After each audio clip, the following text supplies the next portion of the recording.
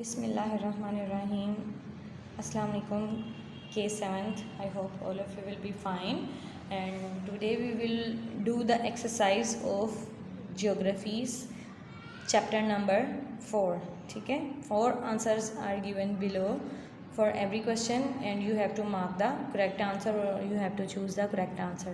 तो 4 possible answers मौजूद हैं हर क्वेश्चन के, लेकिन आपने उसमें से सिर्फ correct one यूज़ करना है. ठीक है, तो यहाँ पर what indicates the horizontal distribution of temperature, तो जो है वो आपको किस चीज़ से पता लगता है. हॉरिजॉन्टल डिस्ट्रीब्यूशन ऑफ टेम्परेचर आपको आइसोथर्म्स से पता लगता है. ठीक है, आप जैसे कि इंपॉर्टेंट पॉइंट्स में देख सकते हैं, isotherms help to show the horizontal distribution of temperature. तो इसका करेक्ट आंसर क्या होगा? आइसोथर्म्स. ठीक है, उसके बाद जो है ऑन हीटिंग द मैटर, जब आप किसी मैटर को हीट करते हो, गर्म करते हो, तो मैटर क्या होगा? ठीक है, एक्सपैंड होगा, कॉन्ट्रैक्ट्स होगा, इंक्रीजेज होगा या फिर डिक्रीजेज. तो यहाँ पर आ जाएगा मैटर एक्सपैंड्स, फैलता है मैटर. ठीक है, after every 1000 metres average degree centigrade temperature decreases. तो हर 1000 मीटर्स के बाद जो है वो आपका कितना टेम्परेचर डिक्रीज़ करता है? तो 6.5 डिग्री सेंटीग्रेड जो है वो आपका टेम्परेचर डिक्रीज़ करेगा, कम होगा. जैसे जैसे आप हाइट पे चलते जाएंगे, आपका हर 1000 मीटर के बाद जो है 6.5 डिग्री सेंटीग्रेड जो है वो टेम्परेचर डिक्रीज़ हो जाएगा, यानी कि गर्मी की शिद्दत कम हो जाएगी. ठीक है, the ratio of dryness on the surface of अर्थ. ठीक है, how much % of earth is consist of dry land. तो आपकी जो है अर्थ पर कितने फ़ीसद जो है वो ड्राई हिस्सा है, कॉन्टिनेंट्स है. तो only 29% of the earth consist of dry lands. तो आपकी जो है 29% ही सिर्फ 29% ही सिर्फ जो है वो आपकी खुश्की है, बाकी सब पानी है 71%, जैसा कि आपने कल पढ़ा भी था. ठीक है, what is the atmosphere of torrid zone. Torrid zone आपको पता है कि सबसे मोस्ट एक्सट्रीम जोन होते हैं. ठीक है, यानी कि टॉप ऑफ द अर्थ होते हैं. तो यहाँ का टेम्परेचर कैसा होगा? टू मच कोल्ड, यानी कि यहाँ का टेम्परेचर बहुत ज़्यादा ठंडा. अच्छा स्टूडेंट्स, आप लोगों की रीडिंग जब हम पढ़ते हैं तो उसमें सिर्फ लिमिटेड क्वेश्चंस होते हैं. ठीक है, तो उनमें से हमने एक्स्ट्रा शॉर्ट क्वेश्चन आंसर्स निकाले हैं. ठीक है, उनमें से क्वेश्चन नंबर 1 है, write down the levels of thermometer. Thermometer में कितने मेन लेवल्स होते हैं? ठीक है, तो आप बताएंगे there are 3 main levels of thermometer. Thermometer has 3 main levels. ठीक है, सबसे पहला क्या होता है? Boiling point. Number 2 freezing point. Number 3 पे आ जाता है एब्सोल्यूट ज़ीरो. ठीक है, तो 3 लेवल्स होते हैं. एक तो बॉइलिंग पॉइंट होता है, एक हीटिंग पॉइंट होता है और तीसरा जो है वो एब्सोल्यूट ज़ीरो. अगला क्वेश्चन है, write down the average temperature of equatorial region. Equatorial region आपको पता है जैसे कि आपकी अर्थ का ये सर्कल है फॉर एग्जांपल. ठीक है, जब आपकी अर्थ को जो है सेंटर में से 2 पार्ट्स में डिवाइड किया जाएगा तो ये क्या कहलाता है? 0 डिग्री, यानी कि इक्वेटर. ठीक है, तो 0 डिग्री इक्वेटर यानी कि इसी रीजन की बात की गई है, यानी कि इस एरिया में जितने भी आपके जो हैं वो ड्राई लैंड्स होंगी, ड्राई पार्ट्स होंगी या कुछ भी है, आपके अर्थ के इस एरिया में कितना एवरेज टेम्परेचर होता है. ठीक है, तो एवरेज टेम्परेचर जो थ्रू आउट द ईयर रहता है, यानी कि पूरा साल इनका टेम्परेचर 32 डिग्री सेंटीग्रेड तक रहता है. ठीक है,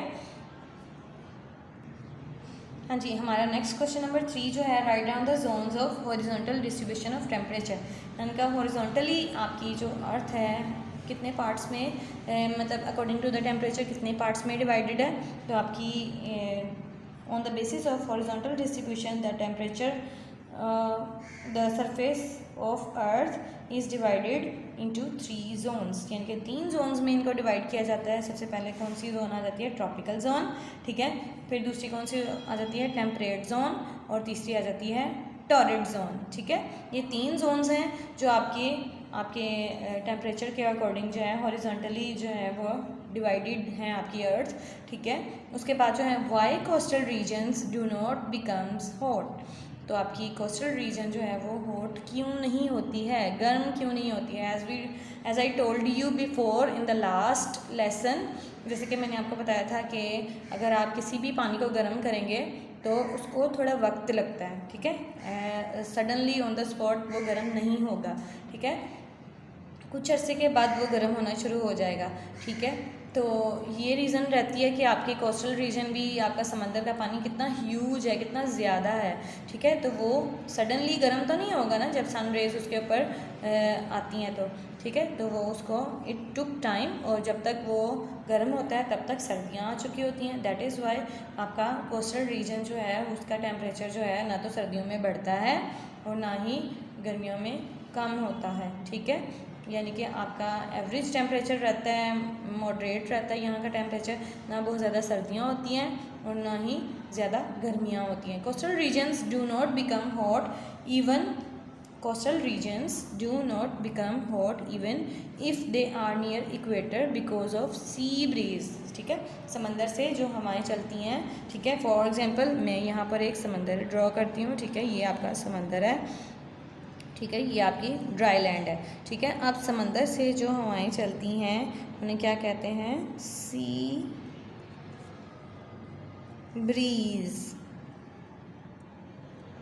तो सी ब्रीजेस जो चलती हैं तो ये वजह बनती हैं, सी ब्रीजेस जब लैंड पे जाके मूव करेंगी तो यहाँ से समंदर का पानी चूँकि गर्मियों में ठंडा होगा तो ये इसके करीब तरीन एरिया में क्या होगा? ठंडक, ठीक है। और अगर यहाँ का पानी गर्म होगा तो करीब तरीन एरिया में इतनी ठंडक नहीं होगी। दैट इज़ वाई आपका कोस्टल रीजन है ना तो गर्मियों में जो है वो ज़्यादा गर्म होता है और ना ही सर्दियों में ज़्यादा ठंडा होता है।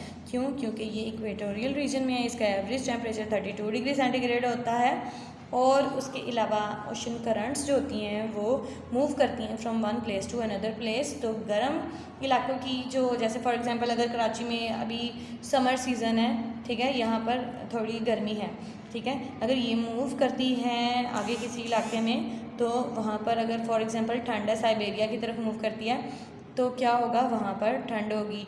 तो क्या होगा कि वहाँ का टेम्परेचर जो साइबेरिया की सर्दी जो है वो कम हो जाएगी। फॉर एग्जांपल मैं बता रही हूँ, एग्जैक्टली ज़रूरी नहीं है साइबेरिया में अभी ठंड ही हो, ठीक है।